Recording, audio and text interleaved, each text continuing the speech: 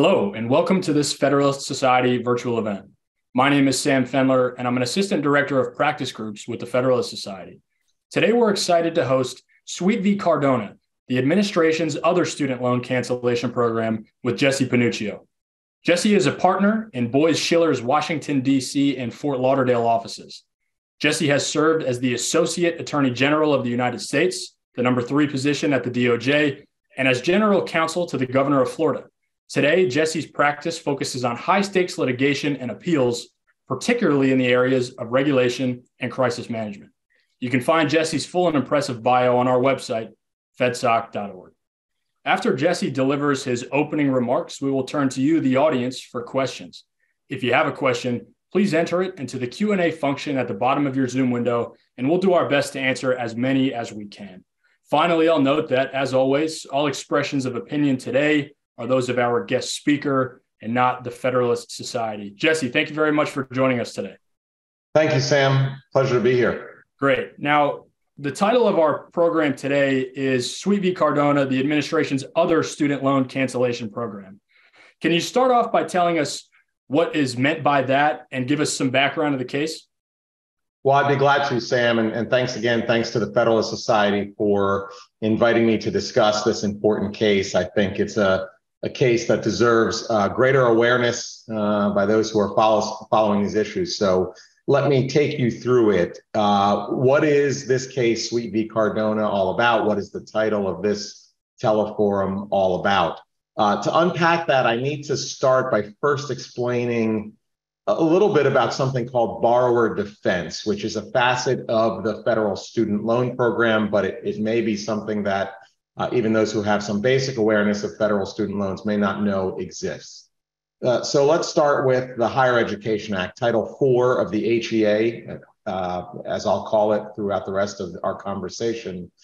Under Title IV of the HEA, the Secretary of Education administers student loan programs, including the direct loan program, which it consists of loans that are issued directly from the federal government. There used to be another program called the FFEL program, which was federally backed loans. They weren't issued directly from the government, but the majority of student loans now are these direct loans from the federal government. As of 2021, the last balance sheet I looked at earlier today, the Department of Education had $1.1 trillion in outstanding principal and interest in the direct loan program. So it is a massive federal program and a massive the debt for that that is owed to the federal government is a major piece of the Department of Education's balance sheet. Now, one aspect of the direct loan program is that pursuant to a provision of the HEA, the Secretary, and here I'll quote the HEA, must, quote, specify in regulations which acts or omissions of an institution of higher education a borrower may assert as a defense to repayment, end quote. So what does that mean? It means that if someone who took out a federal student loan, a federal direct loan, can point to certain misconduct by a school that led the borrower to take out the loans. So imagine a school openly defrauded the borrower and convinced them to enroll in the school through fraudulent statements. The borrower can assert a defense to repayment. Now, the contours, as I just read to you, there's really just one line in the HEA about this. So the contours of the borrower defense program were left to the Secretary to set out in regulations that have to be promulgated, like all rules and regulations, through notice and comment rulemaking under the APA. And the department has exercised that power now 4 times over the years, including recently in a rule that is not yet effective, but if not challenged, would become effective later this year. But as we sit here today, there are 3 rules that are effective. One is for any loans dispersed prior to July of 2017, your borrower defense gets adjudicated, gets processed under the 1995 rule. If you had a loan that was dispersed between prior to July 2020, between that time period, July 17 and July 2020, then you are adjudicated under the 2016 rule, an Obama era rule. And then for anything dispersed after July of 2020, your borrower defense claim would be adjudicated under the 2020 rule, which was a Trump era rule. Now, regardless of which rule applies to a given borrower defense claim, the process proceeds in two steps according to all of the rules. First, in step one, the department must provide notice after a claim comes in. The department must provide notice to the school that's implicated in the claim that the claim has been submitted, and then the school is able to submit any kind of response or evidence or information it wants. The department then must consider that information and the information that the borrower has provided, and it adjudicates internally through an agency adjudication. It adjudicates the claim, makes decisions about the allegations, and then issues a written decision with reasoning. So that's step one, an agency adjudication of the claim. Step two occurs only if, after a step one adjudication is granted, the department finds a school did in fact engage in misconduct, grants the application, and discharges the debt. In that case, the department may initiate proceedings against the school to recover the amount that was discharged from the loan. So ultimately, a borrower defense can lead to a school having to repay the loan, even though in the first instance, it's the department that's going to cancel the debt and also potentially grant refunds for prior payments. So that's some background on borrower defense generally. Now let me turn to Sweet v. Cardona and what that case is all about, or I really should say, and you'll see why, what that case was all about and now what it has become. In 2019, a group of student loan borrowers sued the Department of Education, alleging that the department had engaged in what they called, quote, a policy of inaction on borrower defense applications. And they said this constituted under APA 5 U.S.C. 706(1) unlawful agency delay or agency action unreasonably withheld. Now, the plaintiffs in this case are represented by the so-named Project on Predatory Student Lending, which is, if you look at their website, an advocacy and activist group that takes a particular position about a sector of the education industry, sometimes known as the for-profit industry, and they're opposed to it, and they support policies and lawsuits that they do not like this form of education that millions of students have used to better their careers, but this group is opposed to it. Now, this group was originally housed at Harvard Law School, but has recently spun off to be quote unquote independent. But as I say on their website, they say they represent students against the for-profit college industry. Now, the suit was brought in the Northern District of California, which certified a class of student loan holders that had filed borrower defense claims and not yet had them decided. So the idea was it would be a class of anyone who was being affected at the time by this alleged policy of inaction by the department. Now, we could have a different call on whether the allegations that there was actually a policy of inaction were true and why the department had been enjoined by another court. Its methodology had been enjoined, so it was attempting to figure out how to go forward. And there's a lot to unpack there, but less relevant to what is happening now. So we get this class certified. Now, the class was certified under Rule 23B2. And for those who are civil procedure mavens on this webinar, you may recall from law school that is an injunctive relief class, not a monetary class. So it's a B2 class. There are very specific requirements for a B2 class that must be met. I'll get into those in a little bit. But notably, when the district court certified the class, the court said it was to control for all purposes, including settlement. That is the only class order in the case. It is still the binding class order as of this day. Now, in their complaint, and this is important, the plaintiffs were explicit in describing the relief they sought and the relief they did not seek from a federal court. And I'm going to read this because it's important to the entire case and what's happening now. Here's what they said in their complaint. Quote, plaintiffs do not ask this court to adjudicate their borrower defenses, nor do they ask this court to dictate how the department should prioritize their pending borrower defenses. Their request is simple.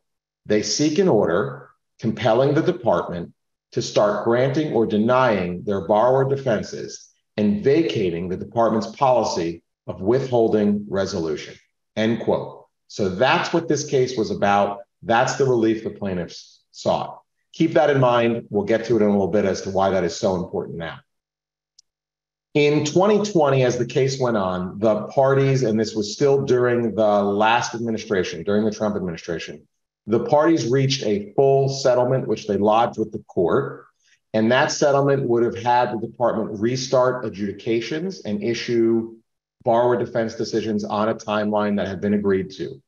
But during the approval process, the plaintiffs started objecting to and filed with the court objections to what they alleged were quote unquote form denials of borrower defense claims by the department. And they said these form denials are unlawful. We should get a fully reasoned decision. The district court, after hearing this, rejected the settlement and said, I don't think there's a meeting of the minds as to what the settlement means, and therefore I'm rejecting it.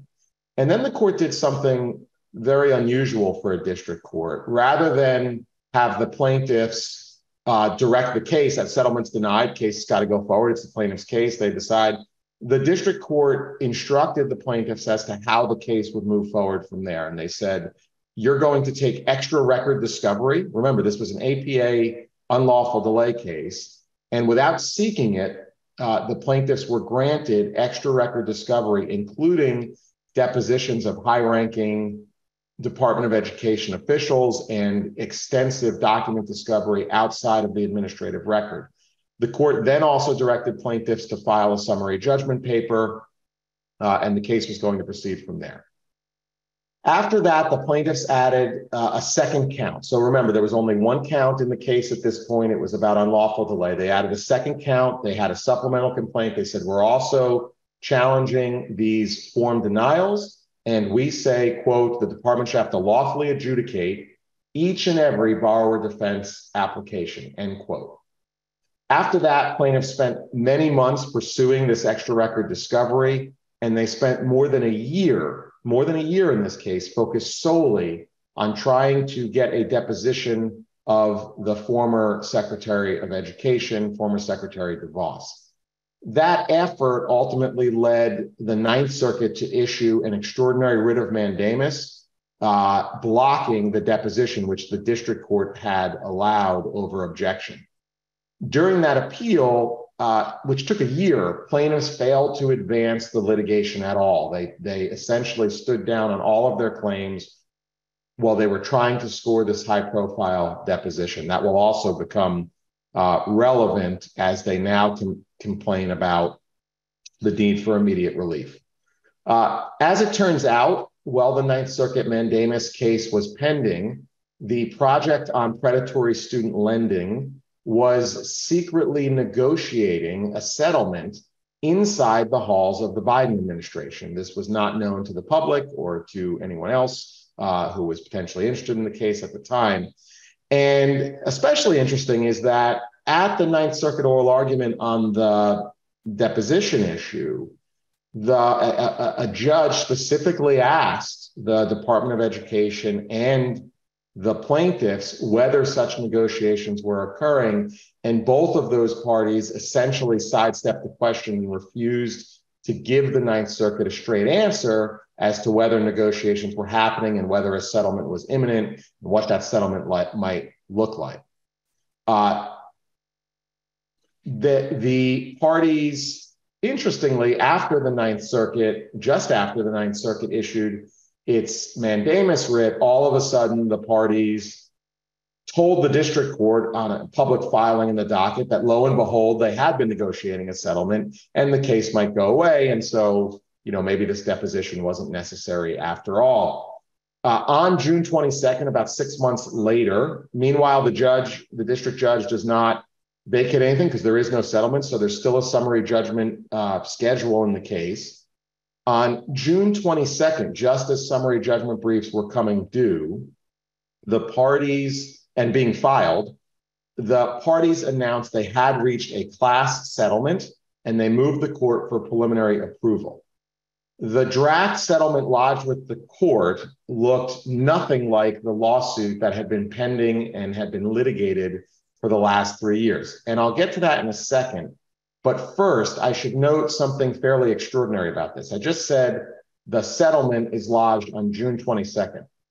At that point, there was still a summary judgment schedule in place. So the Department of Justice, on behalf of the Department of Education on June 23rd, had to file its motion for summary judgment and its defense of against plaintiff's motion. In its papers, its summary judgment papers, the federal government said that the U.S. Department of Justice informed the court that in its view, quote, the case is moot and must be dismissed, end quote, because the Department of Education had long ago restarted borrower defense adjudications, and it had agreed to rescind all of the alleged form denials and go ahead and re-adjudicate those claims. This contention was supported by a sworn declaration from Richard Cordray. Some people might know that name. He was a high-ranking official in the Obama administration, ran for governor of Ohio, is now the head of federal student aid in the Biden administration. He submitted a sworn declaration on behalf of the department saying, we have granted all the relief that is being sought in this case. And DOJ lawyers told the court, therefore, it is moot. You have no Article 3 jurisdiction to hear this case for another day. DOJ also contended in its brief that there was no longer any legal basis for the court to maintain class certification, again, because this was a B2 class. That the injunctive relief sought had already been granted by the department, so there was no basis to maintain a class. Now, despite its contention that the case was no longer suitable for class treatment and was in fact moot, the DOJ agreed to this sweeping settlement and moved the court to approve it, even though it felt the court no longer had jurisdiction. And I must say, this move is unprecedented as far as I can tell. And the sweeping claims of executive authority in this settlement, which I will walk through, are, as best I can tell, unprecedented for the Department of Justice. The settlement proceeds along 3 tracks. Essentially, it creates 3 subclasses. First, the settlement notes that the certified class closed on the date of execution of the settlement. So the latest you could have become a member of the class was June 22nd, 2022. It then splits that class into 2 subgroups. Subclass 1 consists of class members who have debt associated with the schools, programs, or school groups listed on something called Exhibit C to the settlement. And for that class, the department will, within 12 months of final judgment, automatically discharge the debt and refund all amounts previously paid to the department. So just to understand this, if you are in that class, it's about 200,000 people, the department will erase all remaining debt, but not just erase debt, go back and repay every dollar you paid on a federal student loan. Further, the department writes in this settlement, the parties write, if there is a substantial question as to whether debt is associated with a listed school, that question is going to be resolved in favor of the class member, in other words, in favor of granting relief, without further inquiry, adjudication, or process provided to the school. In other words, a school may say, that person didn't go to this school, and the settlement says, doesn't matter, we're granting relief as if they did go to your school. So the settlement takes away the right of the school to even look at their enrollment records and say, this is a false claim. This person didn't go here. The parties estimated that about 75% of the class, again, 200,000 borrowers, will receive this automatic debt cancellation and refunds without any individualized adjudication of their claims. Now, Exhibit C lists 151 educational institutions in this country.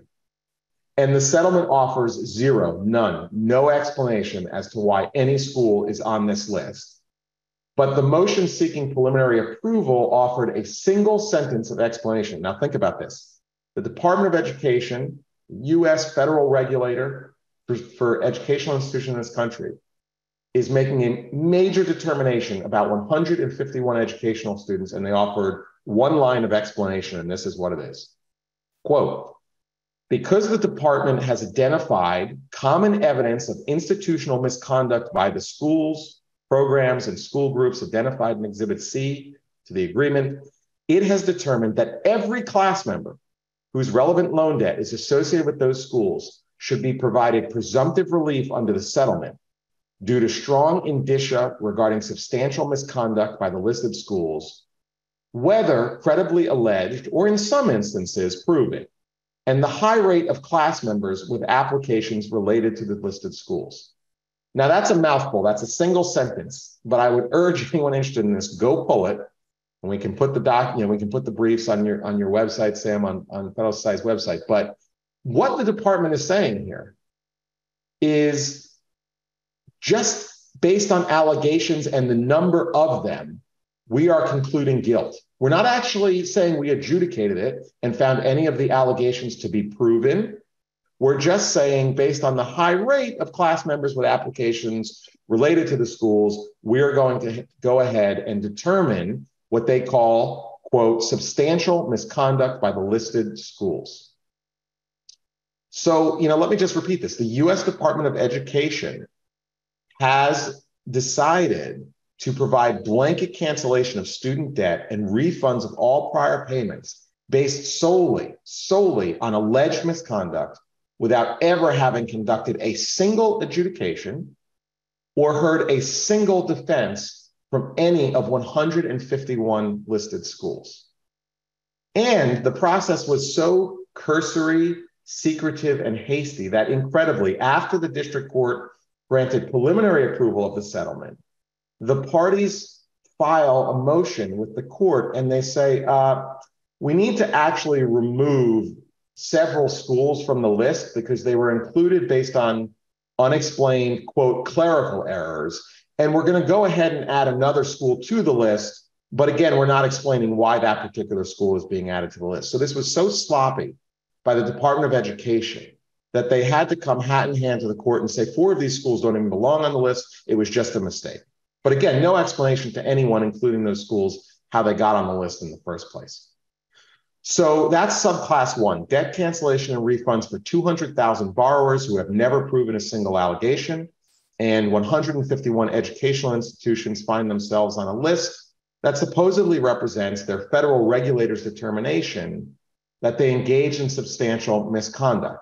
Now, if this sounds familiar to anyone who is maybe a student of British history, you may recall something called the Star Chamber. And this is essentially how that operated, which is everything happened in secret, including the allegations against you. And then a decision was rendered without you ever being able to mount your own defense. English common law eventually adopted something called due process. And so the American system doesn't have a Star Chamber like this, apparently, again, until now. We will get more into the due process problems a little bit later. Let me just round out the subclasses, and then, Sam, I'll turn it back to you for some questions. But the second subclass consists of borrowers whose debt is not associated with an Exhibit C school. That's about 68,000 additional people. For this group, the settlement establishes a new, quote, review process, but it is not a review process found in any of the existing properly legally promulgated borrower defense rules. The review, such as it is, requires a series of presumptions that essentially guarantee a finding of wrongdoing by any accused school, and thereafter full relief of debt cancellation and refunds of prior payments. As a result of these presumptions, a borrower's claim cannot be denied. Now listen close to this. Cannot be denied for one, false allegations by the borrower, two, insufficient evidence by the borrower, three, lack of reliance by the borrower on any supposedly false statement, or four, untimeliness, not meeting the statute of limitations. In other words, there is no substantive or procedural defense that could be put up against a borrower defense claim. So when they call this a review process, what they really mean is we're just delaying these people, these 68,000 people, a little bit more than the first 200,000, and then we will grant their claims automatically as well. So that's two subclasses. Then I said there was a third. Now remember, the class closed on June 22nd. The third class is a group that was not part of that class at all, not certified to be part of that class. The parties have called this, they've invented a term. I've never heard of it before in my entire career as a federal litigator or in my time at the Department of Justice. They're calling this group, quote, post-class applicants. And this is anyone who files or filed a borrower defense claim between the lodging of the settlement on June 22nd and final approval, which ultimately happened in November of 2022.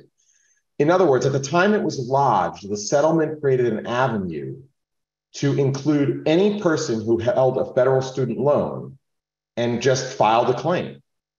Now, the settlement parties spent months after the settlement was lodged, heavily recruiting people to file these claims. If you go look at the Project on Predatory Student Lending's website or the Department of Education's website, or even the FTC got in on the act and they said they ramped it up and they said, you should file claims against your institutions and get in on this settlement that we've announced.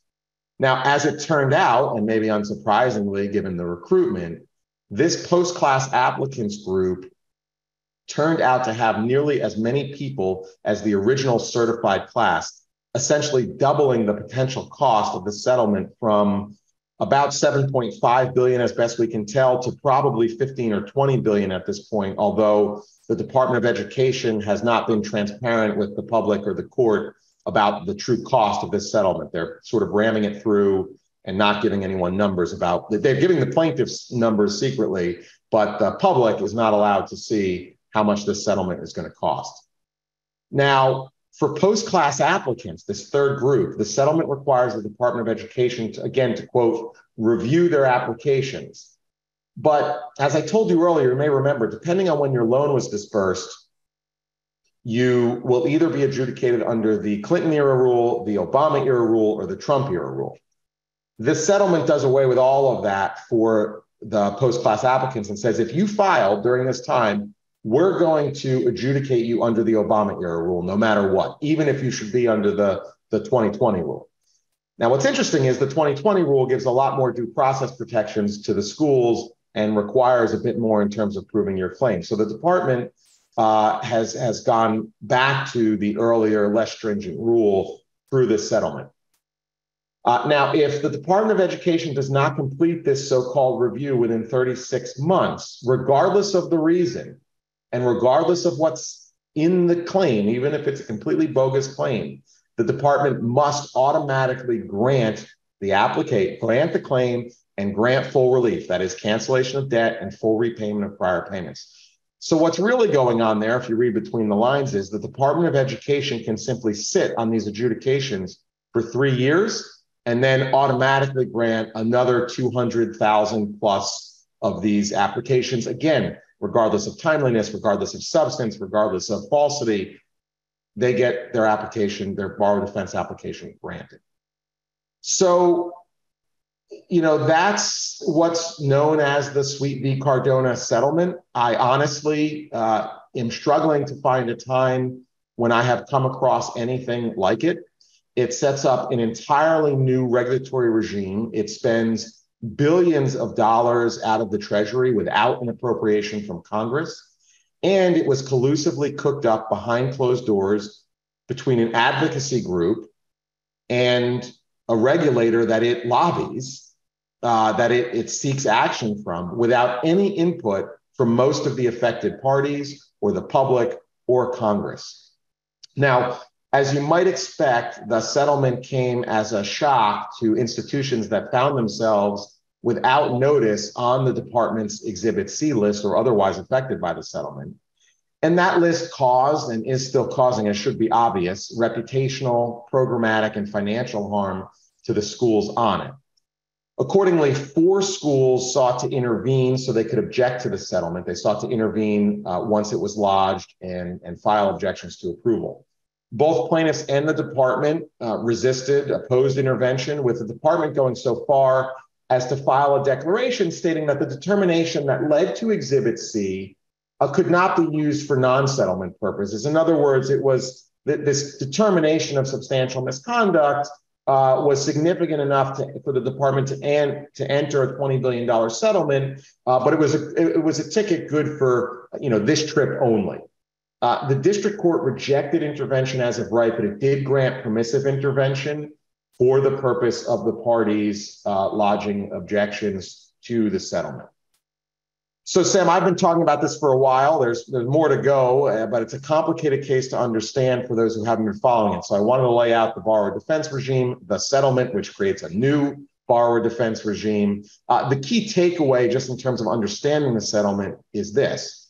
We all know at this point about the Biden administration's plan to cancel student loans. It was a campaign promise of the president. It was a directive of the president to the Secretary of Education, find a way to do it.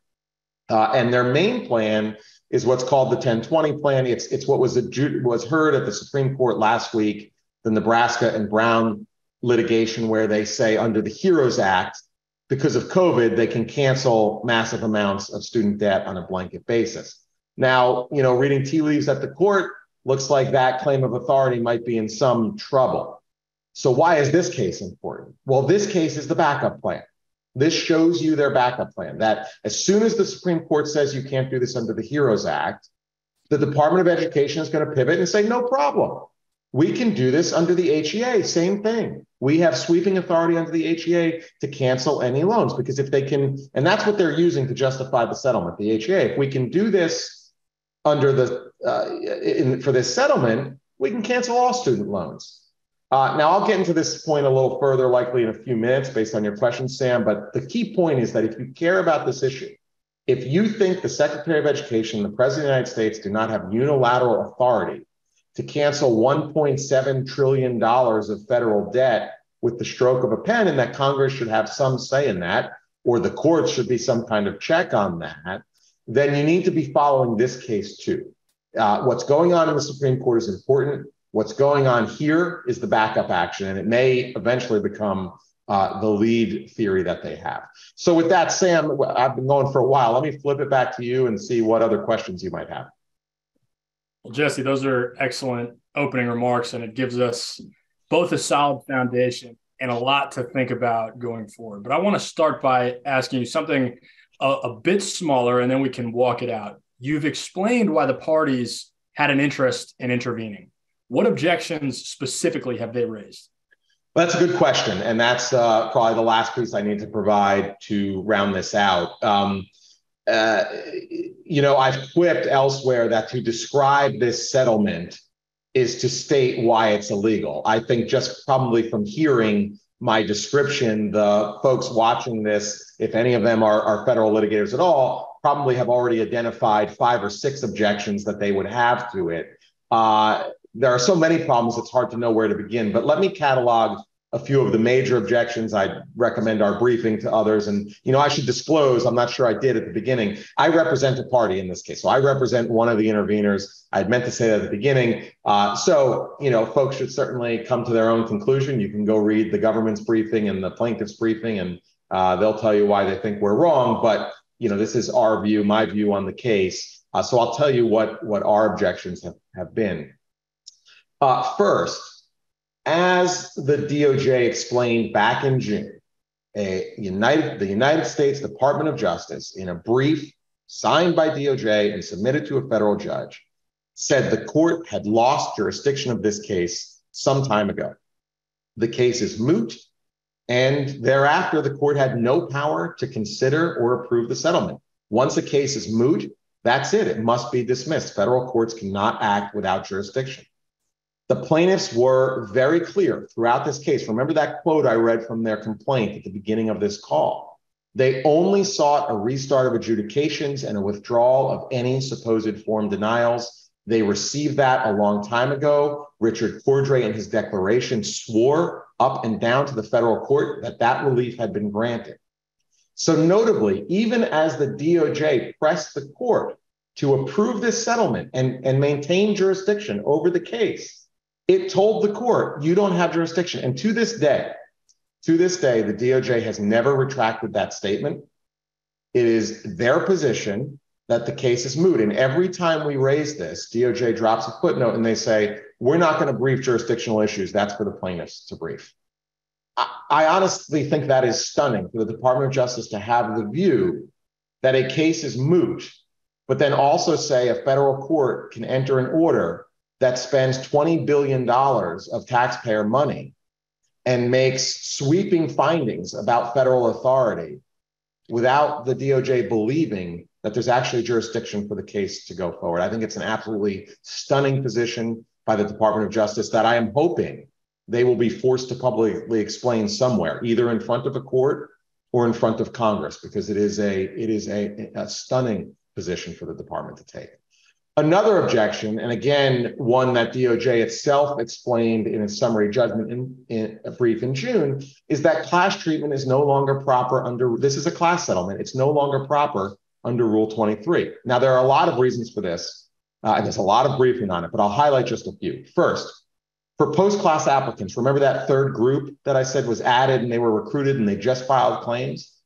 No class certification motion was ever made on their behalf, and no judicial inquiry was ever conducted as to whether they are a proper class or subclass. Yet this group of now more than 200,000 people is having its rights and duties adjudicated and compromised by the entry of the settlement, which is effective through the final judgment of a binding final judgment of a federal court. Second, the certified class, remember I said it was certified under Rule 23B2, and that requires a single indivisible injunction to provide relief to all class members. But this settlement that I've just described with its complicated, multivariate, and monetary relief obviously cannot satisfy the requirement of a single injunction that reaches the whole class and grants relief. So it's not proper as a 23B2 class anymore. And then third, the settling parties have now admitted in their briefing repeatedly that the settlement, as opposed to the original lawsuit, implicates the substance of each and every borrower defense claim and the individualized circumstances of each borrower. In other words, Rule 23's commonality and typicality requirements for class certification have now been eviscerated by the shift in focus of the case from one about unlawful agency delay to one about individualized relief for each and every class member. So that's a second objection, is jurisdictional objection about class certification. A third objection, and a very important one nationally and relates to the Supreme Court case, is that the Department of Education lacks statutory power to enter this settlement. For one thing, as hopefully is obvious to the administrative lawyers listening to this settlement grossly violates the APA. It establishes, without notice and comment rulemaking, an entirely new regime for processing borrower defense claims. For example, post-class applicants, as I mentioned, will have their claims adjudicated under the 2016 rule, even if the 2019 rule applies. So the department, through a settlement, has basically said we are repealing the 2019 rule and using the 2016 rule. It is a complete end around of APA requirements.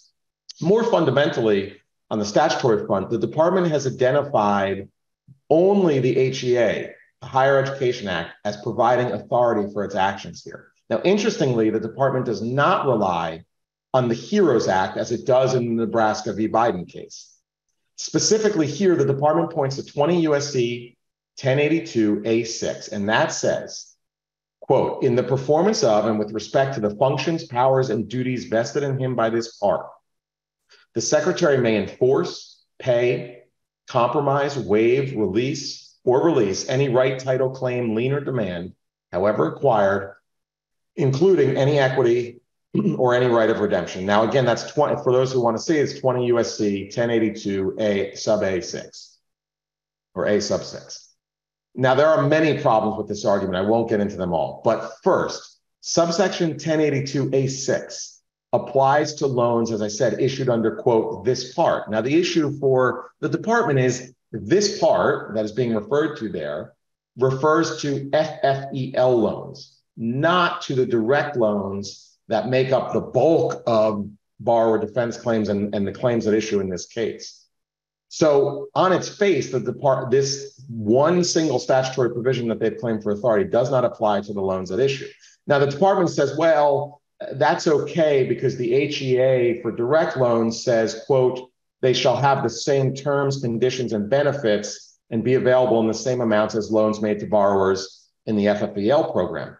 The problem with that argument is the secretary's powers to pay, compromise, waive, release any right or title are not terms and conditions of a loan. The terms and conditions of the loan are set out in great detail elsewhere in the statute, and they do not include the secretary's general powers. The secretary's general powers are the secretary's power, not a term or condition.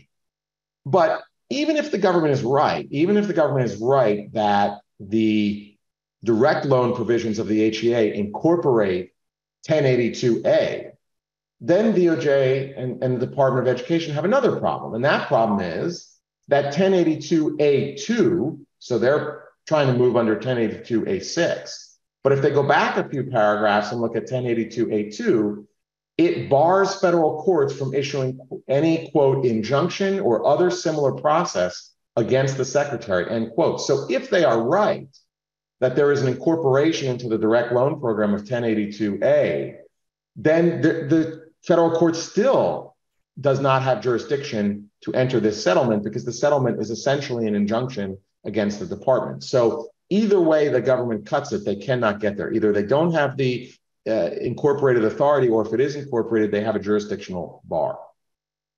Finally, just to round out the objections, there are others, but the major categories of objections, the schools have, as should be evident from my description, very serious due process objections. They have been placed on Exhibit C and determined by their federal regulator to have engaged in, quote, substantial misconduct without ever having any notice or opportunity to be heard. In fact, in the case of my client, the rules require, the borrower defense rules require when a borrower defense claim comes in and implicates a school, the department must provide notice to the school. To this day, my client has never received notice from the department of a single borrower defense claim. And yet they are being labeled to have engaged in substantial misconduct under those claims without even knowing they exist.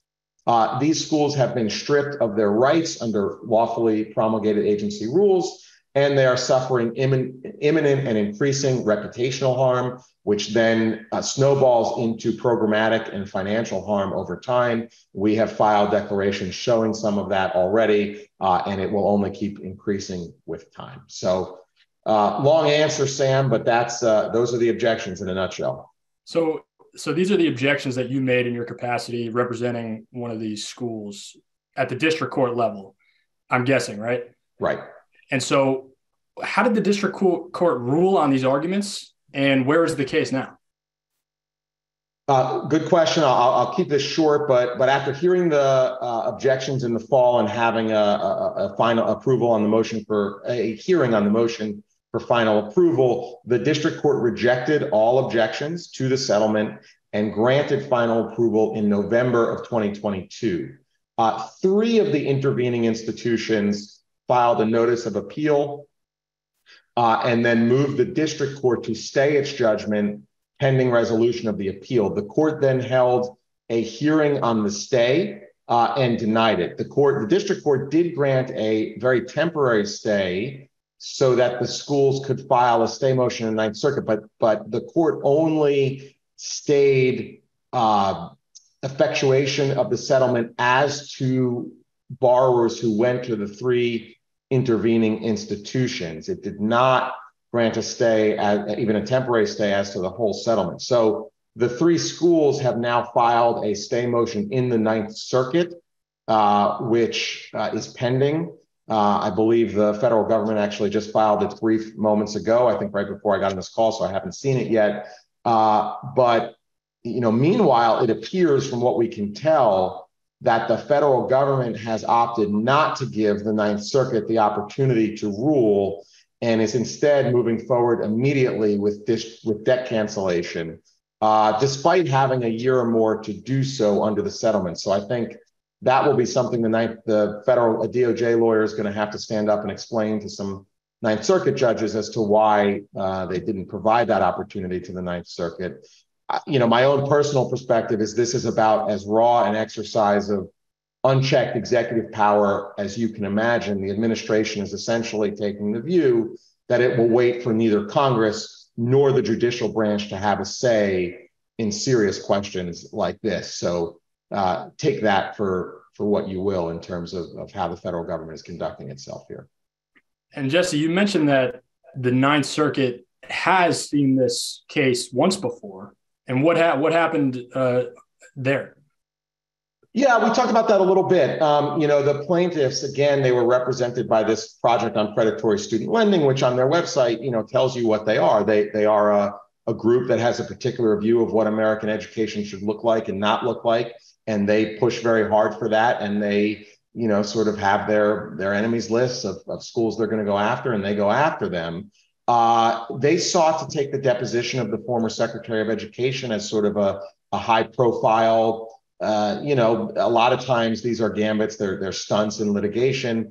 There is binding long-term Supreme Court case law that you don't get to take depositions of cabinet members in administrative law cases. It's rooted in the separation of powers. This is a 1940s Supreme Court case that has pretty much gone unquestioned until this arose. And so that necessitated a lengthy objection process and then a trip to the Ninth Circuit. And the Ninth Circuit had no problem issuing a mandamus writ to quash that deposition order. But what's interesting about it is it took a year or more to get through that. And during that time, as I said, the plaintiffs just stopped litigating.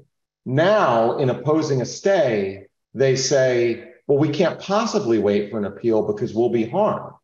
But just a year ago, the plaintiffs or the plaintiffs' counsel were perfectly content to wait for this high-profile deposition that turned out to be not relevant to their settlement and not relevant to the case and not allowed in any event. They were perfectly willing to wait more than a year for that and not advance their case. But now they say, we cannot give the Ninth Circuit time. We can't even give the Ninth Circuit a few weeks to figure out whether it wants to stay the case. So, there's quite a juxtaposition there in the position of the plaintiffs.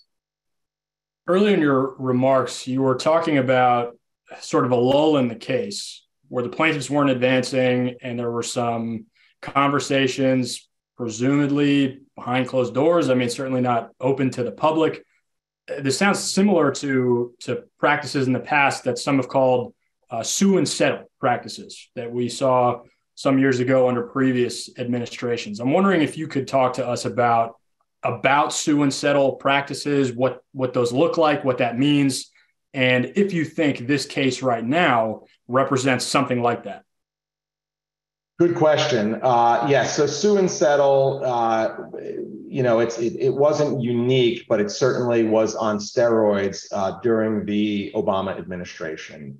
It was something that became a major topic. There are examples of it from administrations before that, but it essentially means that an interest group or a plaintiff or a group of plaintiffs with whom an administration sympathizes ideologically or politically sues over a law or a regulation that the administration cannot easily change through lawful processes like, getting a law through Congress or engaging in rulemaking. That takes a long time. Politically, you just can't do it sometimes. So what will happen is a party will sue and say, well, I think that rule is illegal, or I challenge that statute. And then DOJ, rather than fulfilling its obligation to defend federal law, settles the case by agreeing to relief that essentially accomplishes the political goal that the administration is unable to accomplish in Congress or through notice and comment rulemaking or some other lawful process. So the idea is get a friendly to sue, they sue, and then DOJ uses its settlement power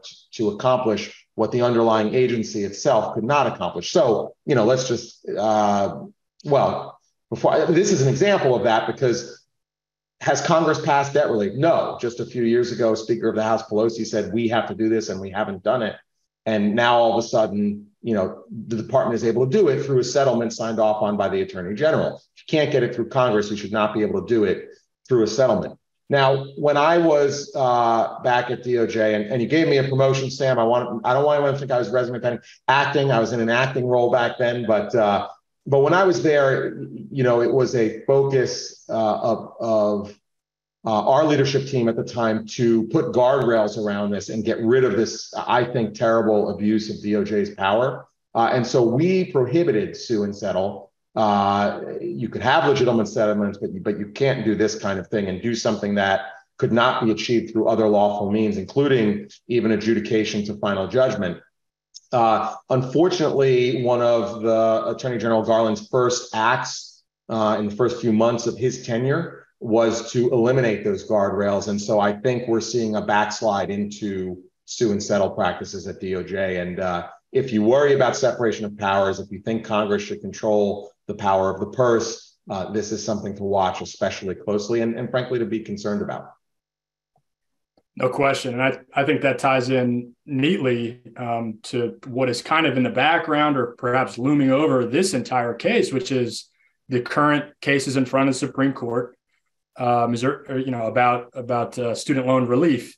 And I'm wondering if you could just address that directly, how you think the outcome of those student loan cases that the Supreme Court heard last week may affect this case. Great question. I think they're very interrelated. And I think, well, first of all, again, just as a policy matter, it's important for folks to understand.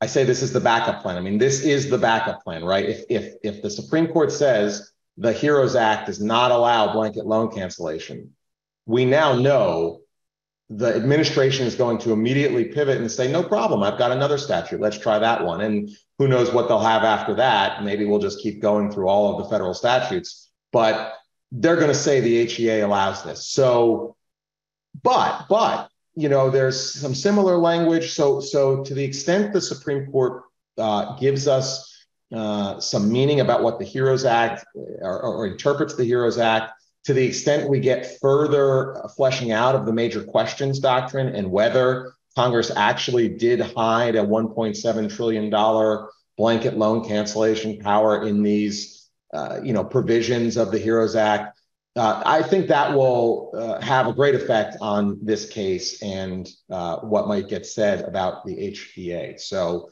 these cases, now this case is up in the Ninth Circuit, so it's climbing the appellate ladder. And I think you'll be hearing a lot more about it in the wake of the Nebraska case.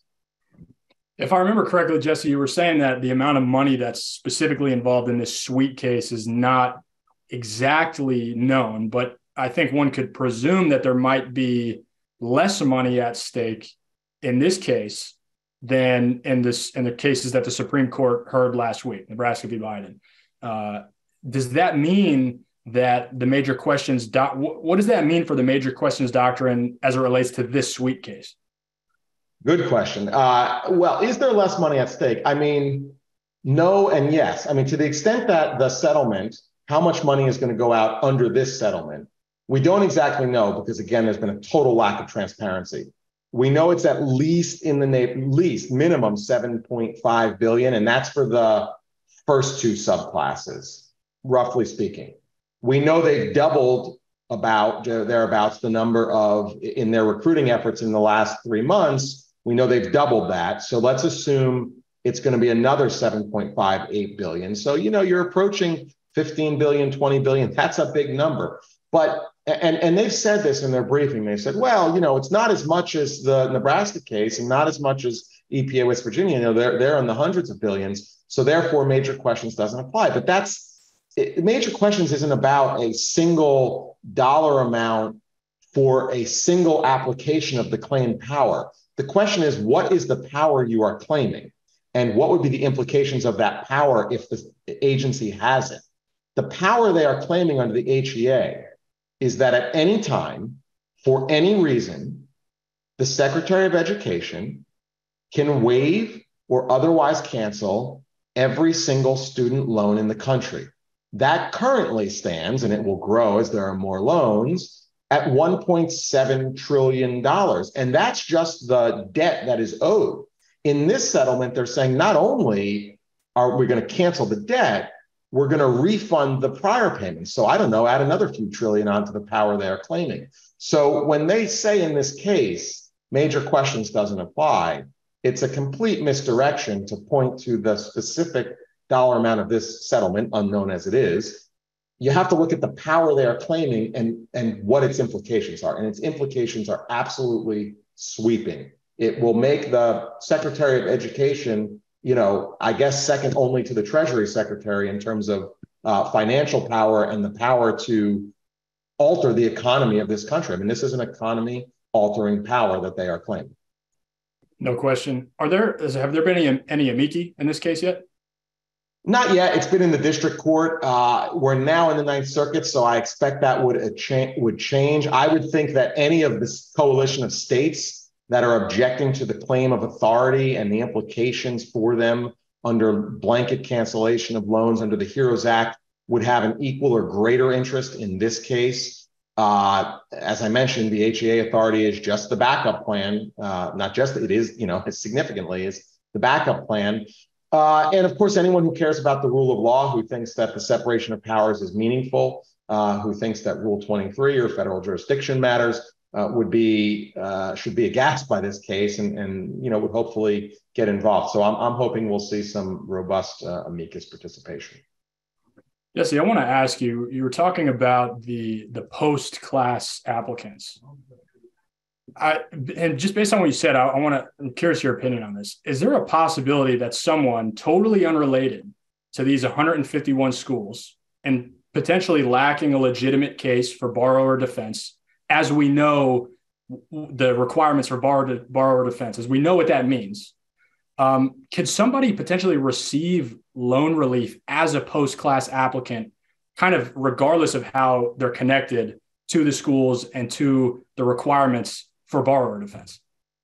Absolutely. So here's the deal with this settlement, and I'll make one correction. But all of these claims, whether you are in subclass 1, the Exhibit C group, subclass 2, the adjudication without any standards, or subclass 3, which is adjudication under the 2016 rule, in every one of those, there is either automatically or an avenue toward getting your loan canceled, even if the facts you allege are false or the application was untimely. And why is that? Well, for the first class, for the 151 schools on Exhibit C, if you went to those schools, the department has said, we're not looking at the individual claims. We are just granting. So if John Doe said he went to XYZ college, and in fact, he did not, he is having his claim granted under this settlement. There is no defense. The department will not look at and will not consider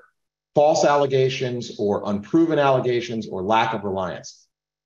And that's true for both of the first two subclasses. For the third subclass, they say they're going to adjudicate under the 2016 rule, which at least has some standards. However, they also say if we're not done in 3 years, you automatically grant it. Doesn't matter what it said. So yes.